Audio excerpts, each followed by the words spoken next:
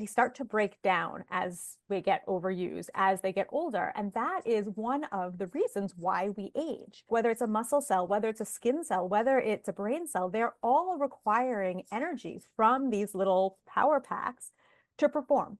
And so as we get older, that decline in how they function is one of the key reasons why we get chronic conditions, why we age, why we start to just feel less energetic as we get older. So caring for them is one of the solutions to slowing all of that down.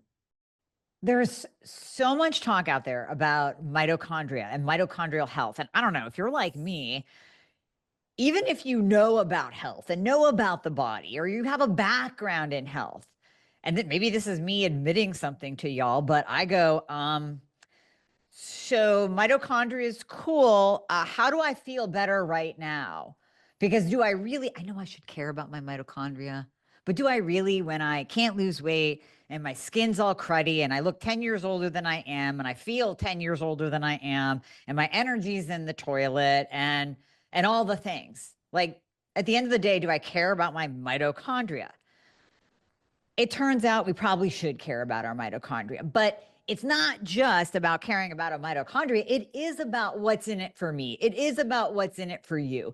It is about what caring about your mitochondria can do for your weight and your skin and your brain and your energy. So that's why we have to talk about our mitochondria. And when we're talking about mitochondria, I'm also going to throw out another word for you that you're like, what? Urolithin A. Urolithin A has kind of become this hot topic in the biohacking space, in the hormone space, in the perimenopause and menopause space. But a lot of people, possibly like yourself, like myself 6 months ago, we go, all right, I've heard of vitamin D, I've heard of magnesium. What is this urolithin A? And how is that going to help me? It's this crazy word, this crazy supplement that's popped up. I see influencers, I see health people, I see biohackers, I see hormone experts, I see thyroid experts talking about it. But what is it? So here's what I did for y'all and for myself selfishly too. I brought on somebody that can actually dive into exactly the confusion that we just talked about around our mitochondria, around urolithin A, and why we should care. And the best thing that we're going to talk about is what's in it for us? What's in it for you? What's the deal? How's it going to help at the end of the day? So my expert today is Jennifer Sheinman. She is an expert in this. She is a registered dietitian, nutritionist with over 25 years of experience in the field of nutrition and wellness. And she holds a master's degree in integrative and functional nutrition, has advanced training from the Institute of Functional Medicine, the absolute best in the country. And Jen's expertise in cellular health and aging makes her a sought after speaker and media expert. So I brought her on today to talk to y'all. So Jen, thank you so much for coming on. And I'm preempting the thank you because you're going to break down all of this and make it so understanding for myself and for my listeners. So I thank you in advance. Well, thank you for having me. And this is something I just love, love, love to talk about. And hopefully we can get your audience even just a little excited about the mitochondria, and then really, as you said, like bring it home. Like, all right, what's this going to do for me? How am I going to care? I mean, how am I going to feel? Like, why should I care about this thing that I think for most people, when they hear the word mitochondria, they have like high school biology, post-traumatic stress, right? Like, oh my God, yes. they learned about it then, they promptly forgot about it, and they don't want to have anything to do with it. And even myself as a dietitian, I probably learned about the mitochondria in biology and the whole like Krebs cycle and had to memorize that and also promptly forgot it. And it wasn't until my later years when I really started getting into integrative and functional nutrition that I was like, whoa, these little things inside, these little power packs inside our cells do so much for us. Yeah. Yeah, they really do. So yeah, but you nailed it though. So the mitochondria, powerhouse of the cell. Okay, I know that probably from biology. I know it produces ATP because I do talk about ATP production in relationship to having energy, nice steady energy through the day. There's a couple ingredients in my line when I'm talking about T2 and all that. It hits the mitochondria, it hits ATP production. But can you break down for us why ultimately do we care about our mitochondria's function when it comes to aging, when it comes to protecting our muscle, when it comes to losing weight, when it comes to our skin? How does that impact all of those different aspects of our overall health? Well, you said the magic word ATP, which is really just a fancy biological term for cellular energy, right? And I like to think of the mitochondria in just the most like simplistic mechanism is like they're like little factories, right? They take the raw materials that we eat, which is, or sorry, the raw materials are the air that we breathe and the food that we eat. Mhm. It goes through a complex assembly line and out comes cellular energy. But just like all factories, they start to break down as we get overused, as they get older. And that is one of the reasons why we age. So it doesn't matter, to your point, like whether it's a muscle cell, whether it's a skin cell, whether it's a brain cell, they're all requiring energy from these little power packs to perform. And so as we get older, that decline in how they function is one of the key reasons why we get chronic conditions, why we age, why we start to just feel less energetic as we get older. So caring for them is one of the solutions to slowing all of that down. Okay. So we do have to love on our mitochondria a little bit. So when we hear about caring for them, what can we do? And does this tie back to urolithin A, and what is urolithin A as it relates to the mitochondria? Yeah, so the good news is it doesn't need to be overcomplicated. I think when we think about whether you're talking about thyroid health, which you're an expert on, right? Perimenopause, metabolic health, the same thing really applies. A good healthy diet, exercise, stress reduction, sleep, those foundational things, that's going to be your cornerstone of mitochondrial health. So you don't need to overcomplicate the foundation. But then there are certain things that you can do to layer on top of that foundation. And Urolithin A, which I know that's a bit of a mouthful and probably something that is new to most people, so we'll dive into it. But Urolithin A is one of those unique sort of add-ons to mitochondrial health that can further support the great foundation that you're already doing. Okay. So at least we have some things out there that we don't have to just throw in the towel and say, well, I'm getting older. My mitochondria are going to stop producing. The factory is going to shut down. There are things that we can do even as we age, even as we know that our cells are kind of starting to decline. We're losing hormones, all the things. Yeah. Yeah, and so there are things that we can do, right, that help to slow down cellular decline. To your point, right, like hormone replacement therapy. These are things that we can do that can counteract the natural things that happen as we age. And so our bodies are just so incredible, right? Like as our mitochondria start to decline, we have this ability to recycle them. So think again of that factory. You can demolish that factory, continue to use what is, you know, well functioning, right? And then clear out the junk that's no longer serving. And so that's actually where urolithin A comes in. It helps to optimize that recycling process that we have. And it's unique in that. So it is one of the only molecules, or probably the only molecule in humans that has been shown to do that recycling process. So we can do exercise. That's going to be great for recycling our mitochondria. Fasting and calorie restriction for those who practice fasting. That's a great way to support your mitochondrial recycling. But if you're looking for something else, urolithin A is that thing that can do that. And then, to your point earlier of like, well, how am I going to feel? What's that going to do? There is some great research showing actual outcomes. So who cares whether it's making my mitochondria work better? Like, I want to know, like, am I going to actually feel better taking this?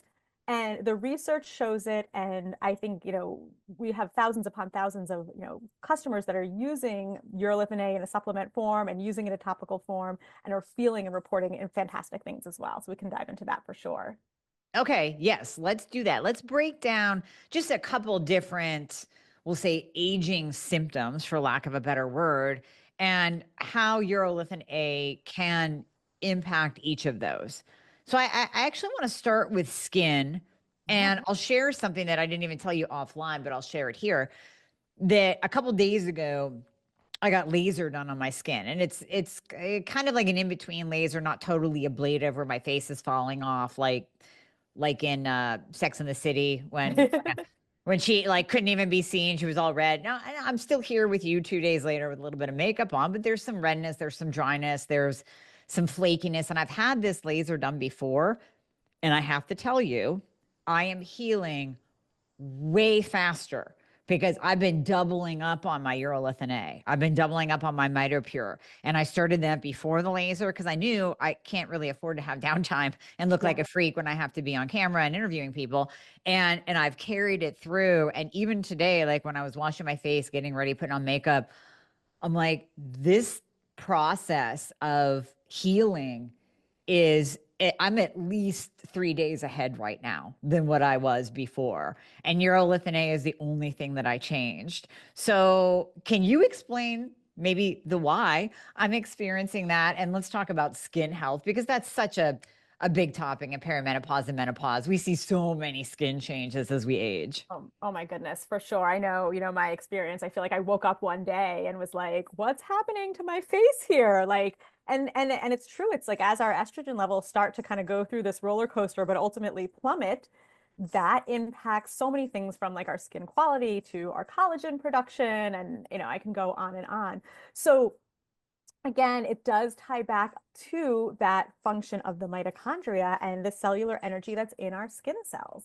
So Urolithin A can be applied topically. I know we sort of started talking a little bit more in terms of like dietary supplement, but it can be applied topically. And while it's a completely different mechanism of action than like vitamin C, I think people are very familiar with you eat vitamin C, you get one benefit.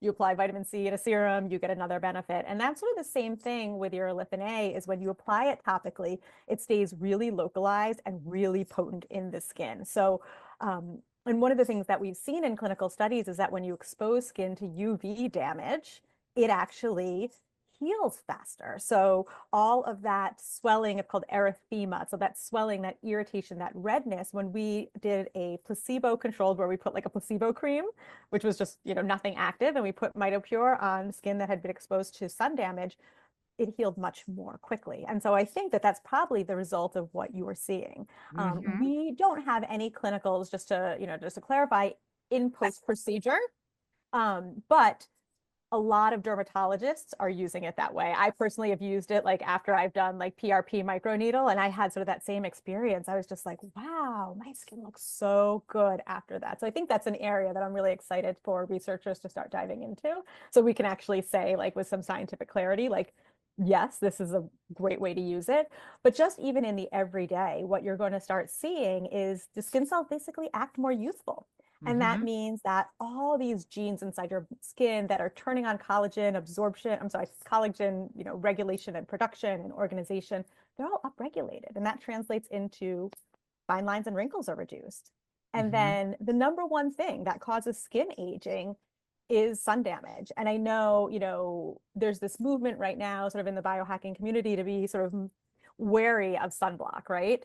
And I still firmly believe that sunblock is going to be your best bet in terms of skin aging. That's my opinion, but using a more mineral, natural based one. But this is something that can also help with that and help to have, because we're still getting exposure to the sun, even if you're wearing sunblock, right? And this is something that can help to counterbalance that sort of external factor of aging. Well, and kind of just rolling back to your point about, okay, well, we don't have any hardcore studies out that specifically say, I got to tell you, I like anecdotal evidence so much better. I mean, we Yeah. can state the studies all day long and they are important when they're done properly and we can actually see a real result, right? But anecdotal, especially when it comes to skin, when it comes to wrinkles, when it comes to even how we feel, I think is much more impactful. And if I'm going to introduce something new into my supplement regimen, into my skincare regimen, at the end of the day, I don't care about those studies. I want to hear from somebody that goes, yeah, I use that and it sped up my healing. And I can literally see the cell turnover rate increase, which means that I am going back to a more youthful state. Because as we age, our skin doesn't slough off like it should. It doesn't heal like it should. It dries out more. And when I can literally see the hands of time turn back, or if somebody told me they had that experience, that's enough for me over a study. Absolutely. I couldn't agree more. So, and that, as I said, that's been sort of my personal experience. My background, right, is a dietitian. The science on the supplement sold me to the point where, and we can dive into that in a little bit, but to Yeah. the point, like, I don't feel my vitamin D working. Like, I know some people feel great with magnesium. To be honest, like, I don't feel my magnesium working. So if I didn't feel my Mitopure working, I would still take the supplement. But I don't care what the science says on my skin. I'm not going to use a skin product that I don't see the benefits in myself. And since I've been using our skin line, not only am I so happy with my skin, I have actually cut down on my like skin 10-step regimen is now like a 3-step regimen because stuff was starting to run out. Like I had a peptide serum and I was like, I don't know if this works. Do I feel like spending $100 on this? And so like I didn't buy a new one and my skin still looks great. Same thing, like, hyaluronic acids, all these crazy things that I was adding, I stopped using them because this is so powerful.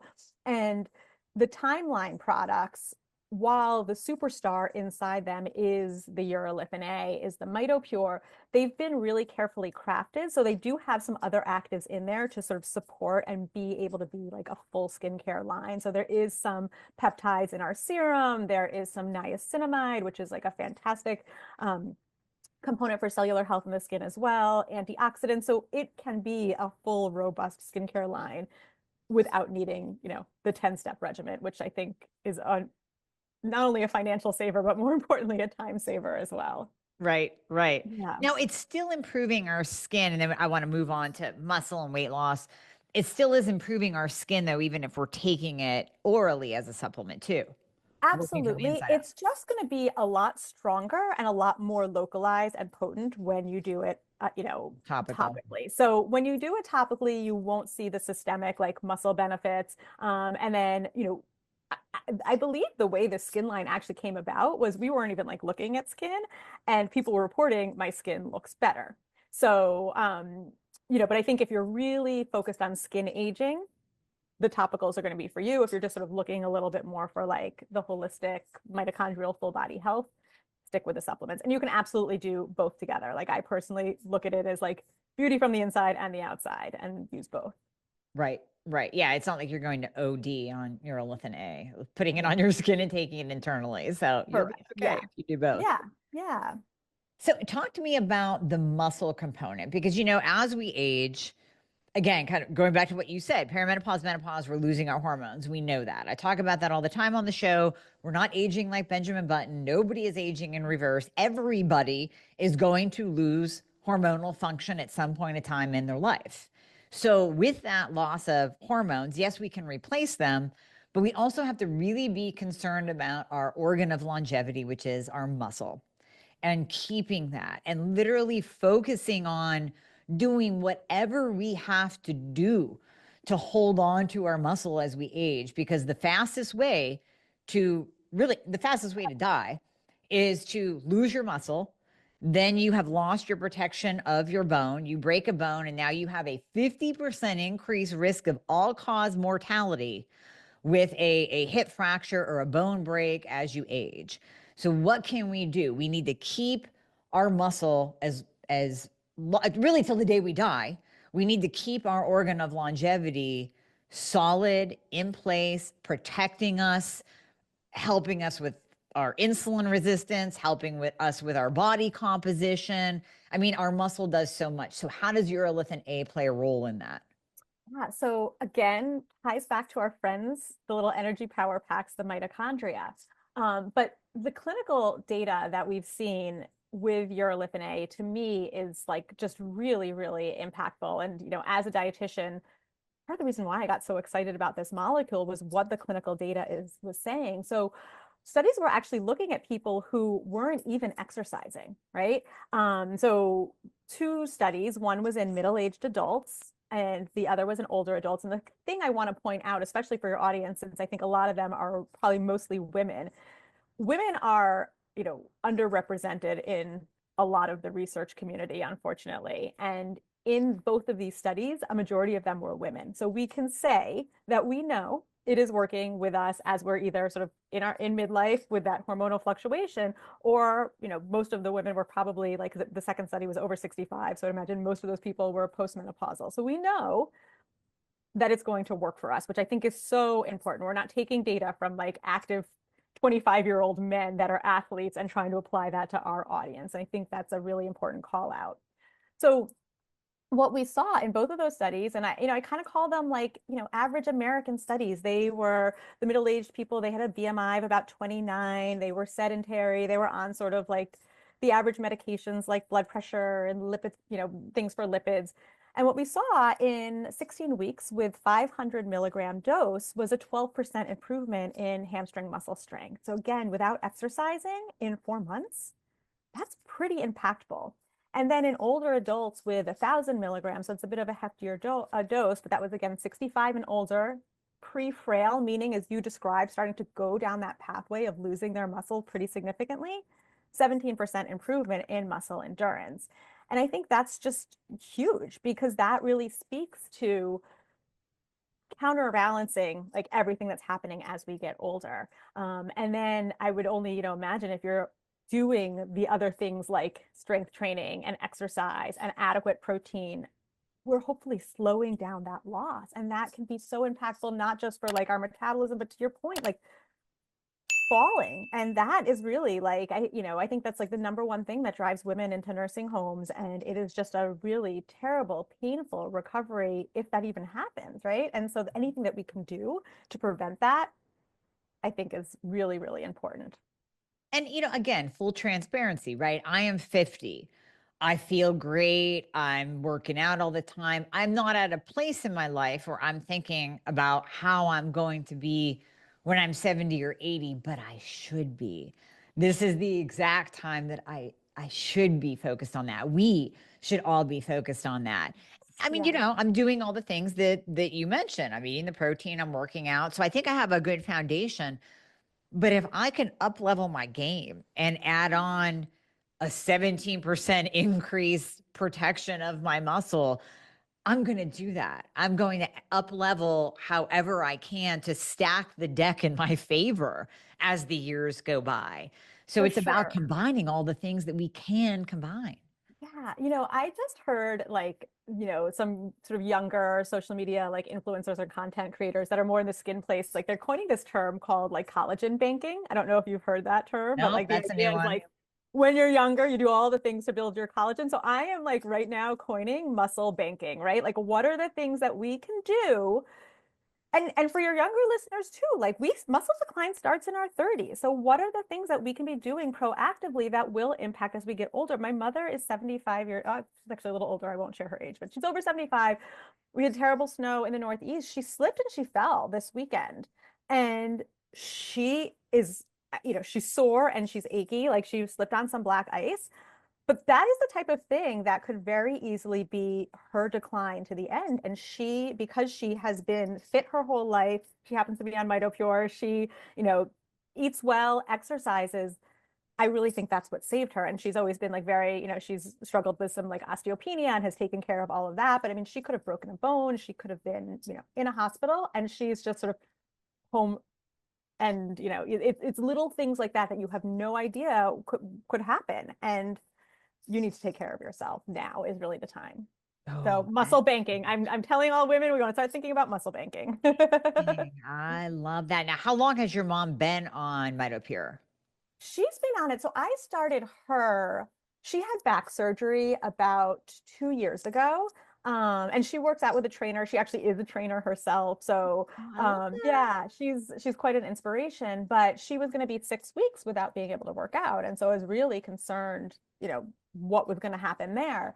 So I put her on, and it's funny because she like when she was on it, she's like, I don't know if I feel it working. I don't know if it's doing anything. And then she unfortunately got like COVID at the end of her like recovery. So she didn't go back to the gym for probably a full 2 months. And she went back and she worked with her trainer, and both her and him were like shocked. After, like 75-year-old woman just took 2 months off from the gym, and she was like a rock star back at the gym. Like obviously they took it easy, but she was like, I felt great. I wasn't sore the next day. I felt strong. I felt powerful. I felt like I took a week off, not 8 weeks off. And I think that was like she's like a believer of it now, and so she's been taking it continually. I have my dad on it. I my test is like I'll try anything on myself.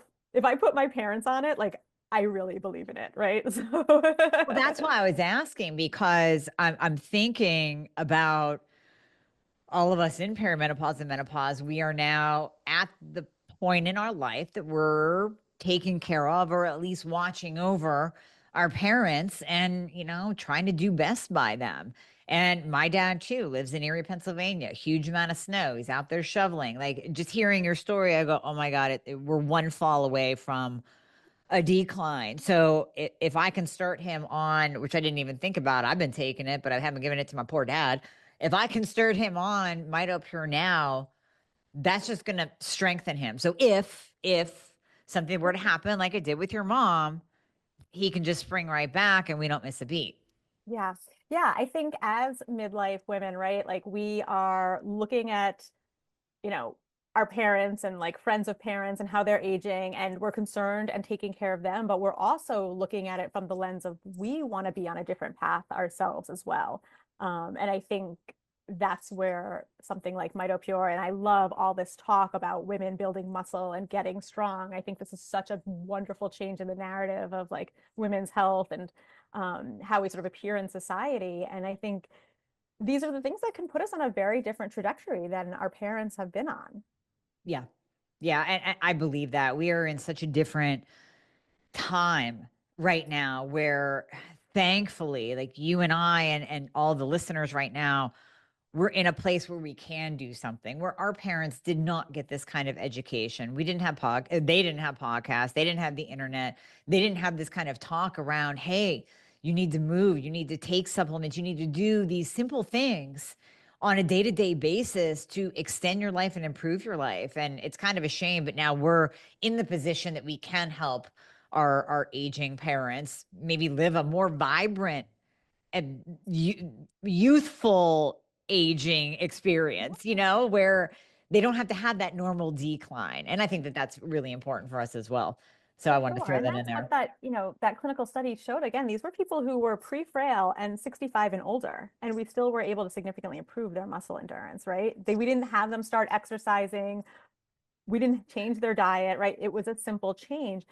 Yeah. And, as a, nutrition coach, and you can probably relate to this as well, like, behavior change is hard, right? Like we all know we should eat better, we should exercise more. But when you are fatigued, when you are tired, when you are busy, it's really hard to make those changes. And sometimes something as small as like a dietary supplement like Mitopure can maybe help. If you start to feel a little more energetic, you start to notice that you have more energy, can have this huge snowball effect into getting into the gym, into cooking more wholesome meals at home versus eating out. So, I'm a very firm believer that small, little, meaningful changes end up having big, big results as opposed to feeling like you need to throw everything out and start from scratch. So, I think it's something that can be really like helpful, to think that way as well.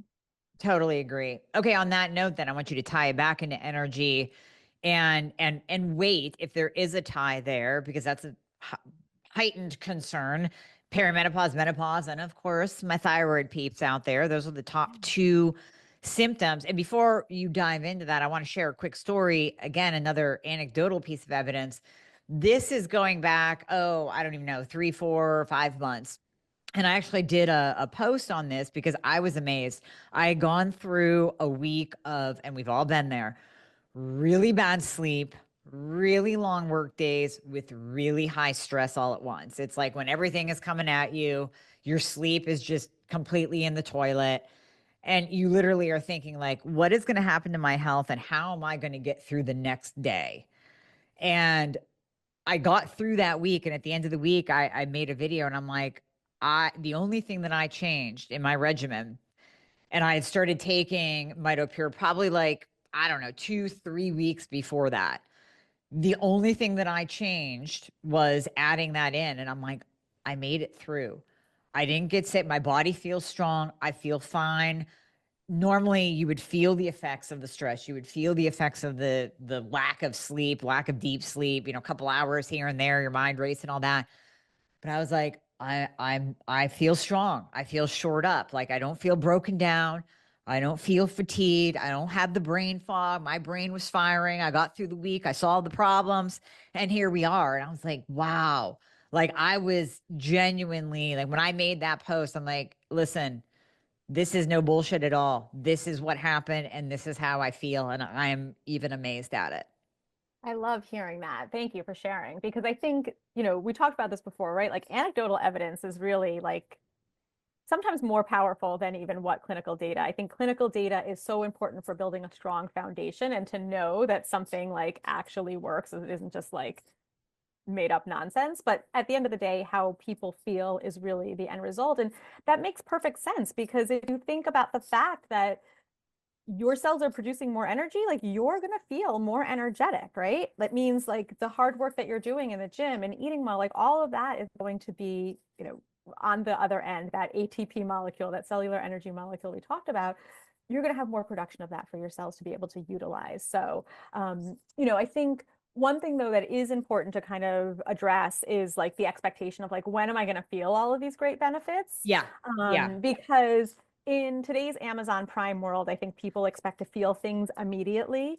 And when you're talking about cellular health, it's just not immediate. So if somebody starts taking this and doesn't feel something after 4 weeks, I don't want them to think this is not working for me.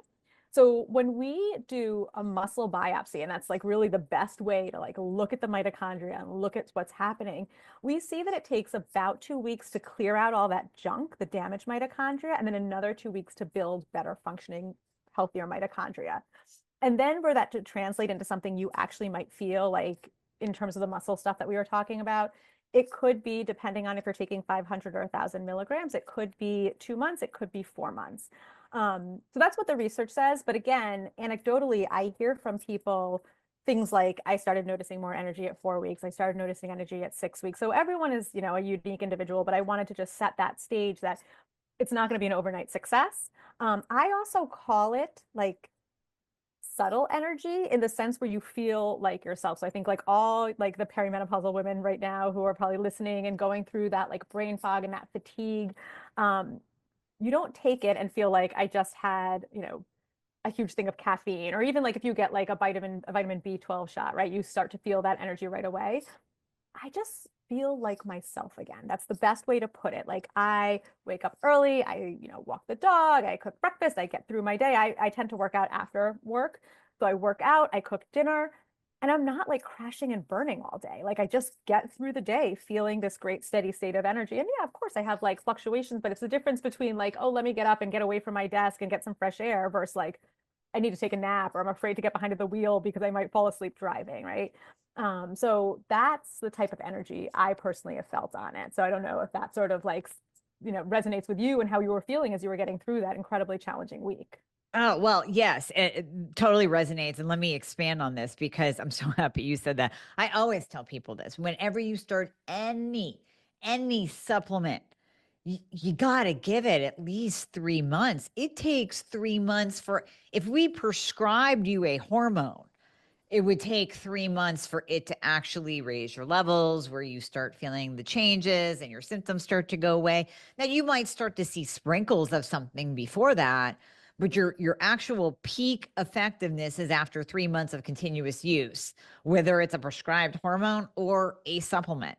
So it's really important that you say that to set expectations. For me, it affected me, we'll say, more quickly because I'm optimized, Yeah. because I'm already in a good place. And so when I add something like Mitopure in, it's hitting me like that. But if you're already starting with a little bit lower cellular function, you're hypothyroid, you're low in hormones, you're insulin resistant, you're inflamed, it's going to take a little bit longer. So I thank you for bringing that up with expectations, because it really depends on where you are in your health journey. Listen, if you're a biohacker and you add in Mitopure, like if we throw some Mitopure at Ben Greenfield, he's probably going to feel it in 24 hours, like where I felt it in a couple of weeks. But yeah, if we take one of my patients who's coming in and she's tired and her whole body is low and slow because of hypothyroidism and low hormones, it's going to take longer. Yeah. Although I do hear sometimes that those who are the most mitochondrial depleted seem to feel it too. So I think it's sort of Oh, like a bell-shaped curve. But I think the takeaway really is like, don't be alarmed if you don't feel it immediately. Now, Skin is a little different though. The topical, you will notice that a lot more quickly. Remember, I said earlier, like it's very localized and potent. So what we see in just 2 weeks is significant or is visibly reduced fine lines and wrinkles. And then when you take that out to 8 weeks and we use high-tech imaging, it's significantly different. The wrinkle depth, the wrinkle volume, and really comparable even to like, retinols and, some of the stronger, what we think of as strong, potent sort of anti-aging Mhm. topical. The beautiful thing about the skin as well is you won't have that irritating dryness, flaking that happens with retinol. So many people can't use those topicals or even like alpha Right. hydroxys. They're super irritating. And we've done extensive testing on safety and tolerability and sensitization. And it's just such a gentle, gentle molecule. So you can get that same powerful effect without those side effects. And also, we talked a little bit about that photo damage effect earlier. If you use retinol, you have to be so careful in the sun, right? Mm-hmm. Yep. Here, I'm not saying you have the like, green light to go and be in the sun. We still need to be careful of the sun, but you're not going to have that same sensitivity to the sun after using the topical. So if you're really kind of like curious about the molecule and you're like, will it work? Sometimes the skin is a good place to start because you can see it so much quicker, Mm-hmm. and sort of build trust in it and then say, okay, yeah, I see this. Now I'm going to go and try the full body effect of it. Right, right. I love that. I love that. Yeah. And no, I cannot do a retinol at all. I can't do anything that is that, I don't know, damaging for lack of a better word or react, just my skin reacts like that. Yeah. So So it's many, crazy. so many Yeah. people. Yeah. Yeah. Now, is there a connection to weight loss or would that kind of tie into the muscle end of things that obviously when we protect that organ of longevity, that's going to change our body composition. Muscle is more metabolically active. You're going to burn more fat the more muscle you have, or is there a more direct impact on weight? No, you're sort of on the right line there. So there is no studies yet, that have demonstrated an improvement in weight. But there is a study that's going on, I believe it's with the National Institute of Aging, that is looking at sort of glucose metabolism specifically and Mhm. insulin resistance and some markers of just, which makes perfect sense, right? If your body is better able to utilize the carbohydrates that are in, entering the cell, then hopefully that's going to have better metabolic parameters. Now, one place though that I think is a really interesting role though for Mitopure is as we go on the weight loss journey, though, because whether you are doing diet and exercise, bariatric surgery, or now like everybody is on these GLP-1s, GLP, right, right. you lose muscle as you lose weight. And it happens, there's a lot of like talk about on the GLP-1s because it's so fast and so prevalent. But even with diet, if you're not following, getting enough dietary protein, you're going to lose muscle mass. And Mhm. just everything that we talked about earlier and this critical importance of muscle as we age, again, there's no clinical data on this yet, but I think the thought process makes sense is that you want to do everything you can to support your muscles as you're going through weight loss. So that means adequate dietary protein, that means strength and resistance training, probably a great place for, protein powders, creatine, and then I think Mitopure can help to make sure that the energy factories inside those muscle cells are working, on, full throttle. They're really being able to output as much energy as possible. So I think that's a great sort of add-on for anyone who is on a weight loss journey. Oh my gosh, I'm so happy you said that because we talk about GLPs a lot. I am very, very transparent on the show about how I tried GLPs in the very beginning, Yeah. years ago when they first came out, when Manjaro first came out, and I tried it at its highest dose. Because just like you said earlier, like I'll experiment on myself and then Yeah, I'll yeah. tell you all about it, and then you guys can do it. Right. So I experiment on myself, and it wasn't 2 weeks after Peter Attia put out that article about, hey, guess what? Turns out there's about a 40% lean muscle loss with these GLPs. And I was like, no, Peter, you're very hot and you're very educated, but you're just wrong here, right? Yeah. And then sure enough, I kid you not, Jen, I was like looking at my arms. I'm like, oh, this is my mom's arms because I lost muscle. And now I got all this skin and everything. So yes, I lost muscle on the GLPs. Now I talk more about microdosing, but even with microdosing, you can lose muscle mass if you're not stacking properly. Just like you said, protein powder, amino acids, and oh my God, yeah, Mitopure. And you do that stack when you're doing a GLP, and now you can keep your muscle. So you can take that 40% lean muscle loss down to zero. and literally have it be just excess fat and improving your insulin, improving your inflammation without that detrimental lean muscle loss. Yeah, absolutely. I think that's so important, especially for people who are getting some of those side effects where their appetite is really, really diminished. Like the last thing I want to eat when I have no appetite is like protein or chicken breast, right? Like you want that comfort food. Yeah. And so again, I think we have to pull out everything, every tool that we have to support muscle as we're using these medications. I think there's some great benefits, there's some great risks, and this is not meant to be you should or shouldn't use them, but if you're going to use them, let's do all the things that we can to make sure that we're approaching this from a healthy way. Yes, yes, yes, yes. I love that. Now, are there any contraindications? So you mentioned GLP, so obviously we can take Mitopure. It's advised to add it in if you're on a GLP, but what about if people are on hormones, if they're on thyroid meds, if they're on other supplements, any contraindications? No, it's a really safe molecule. So in our clinical trials, start with that, no difference between placebo in terms of adverse events or interactions with medications, and now that it's been on the market for, 4+ years, almost 5 years, it has like an incredible safety profile, which is really, really nice. I mean, this is a molecule.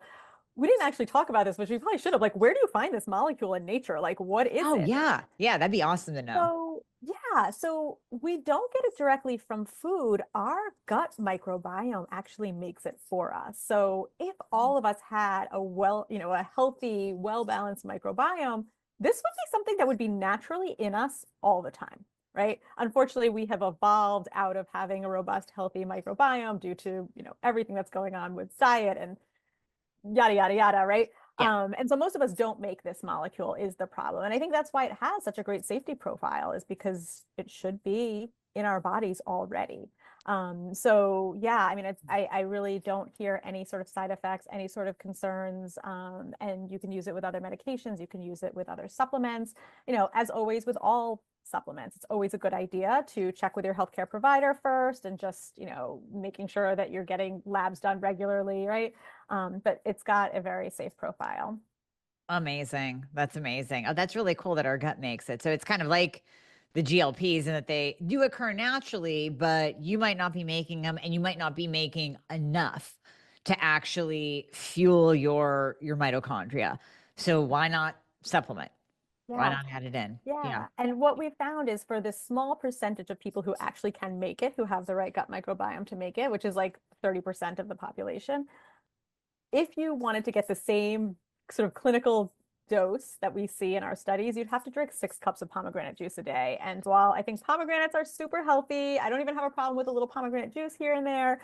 I would Yeah. never, as a dietitian, recommend someone drink 6 cups of pomegranate juice No. daily, right? Right. No, no, no. So it is one of those few things that, when I think of supplements, there's like the ones that are sort of like foundational, which we just probably all should be taking because our diets aren't really robust. And then there's like ones that are sort of for building upon your foundation. And I think of this as foundational, right? With a multivitamin, with magnesium, with D, fish oil, right? Like I think of this as something that we're just not getting enough of on a Mm-hmm. daily basis. And it's kind of part of your foundational stack. I love that you mentioned that. I call them the no duh supplements. Like, duh, of course you're going to take that every day. Come Yeah. on. So, Yeah. same thing, Love that. foundational or no duh. It's a no duh. I love it. It is a It's a no no duh supplement. We're going to, duh. I love it. Well, and you guys at Timeline, you are the only company that I know of that carries Mitopure, Urolithin A / Mitopure. So I love that you are really at the forefront of and the most well known in this space because you've done the most research. I mean, you've Yeah. dove into it, and I thank you for that because we wouldn't have the information if it wasn't for you. Yeah, I mean, our company started as a research company where really they spent about 15 years understanding this molecule. And most of the publications, at least the clinical data in humans, was published by the team at Timeline. And now it has gotten so much attention that it's being studied like all over the world, even just outside of what we're studying it. Like, interestingly, we had nothing to do with this study. It was from the Beijing Sports Institute, and they just purchased Mitopure because that is really the gold standard in Urolithin A, and they studied the impact on, like, these were, I think, college trained strength athletes, and saw similar things even in this active young community, muscle and endurance strength similar to what we've seen. So that's really exciting. And we have things like the National Cancer Institute, and I mentioned before, National Institute of Aging, like all starting to look at this because, again, just our little friends, the mitochondria, that's really where it comes from. And um, you know, we talked a little bit at the beginning, like, why should I care about my mitochondria? And the one thing I just really want to say about that is, 15 years ago, I think people were asking the same thing about gut health, right? They were like, why should I care about my gut health? What, besides like going to the bathroom? Like, who cared? And the science was there showing how critically important our gut was for things besides just digestion. And we had experts like yourself and everyone who are like out there talking about the importance of gut health, right? And now look, it's like everyday vernacular. And I really think that mitochondrial health is that next wellness, I hate to say trend, but like wellness pillar where the science is there. We have forward thinking thought leaders who are talking about this, who are getting us like out to their audiences. And I think in like 5 to 10 years, it's going to be everyday talk, just like gut health is. So you don't have to know the nuanced details of what your mitochondria are, but I think, like, let's not have post-traumatic stress anymore when we hear that word. Let's kind of approach it from a curiosity and just think about, like, okay, is this good or bad for my mitochondria? Let's find out. So Right. Right. I love that. Absolutely love that. Well, thank you for coming on and breaking it down. And Timeline is offering, if you guys are really intrigued by Urolithin A supporting your mitochondria, then you want to go to timeline.com/Dr. Amie. Use the code Dr. Amie. That's going to save you 10% off. So you can give this a try. Highly recommend it for yourself, for your parents. I'm going to get some for my dad. And I'm definitely going to get some of the skin because I saw a difference in my skin just from the oral. So now that you're talking about the topical, I'm like, let's take this up a notch, shall we? So I love that. So Jen, thank you so much for coming on and thank you for giving that discount code to my audience as well. awesome. Well, thank you for having me. This was such a pleasure.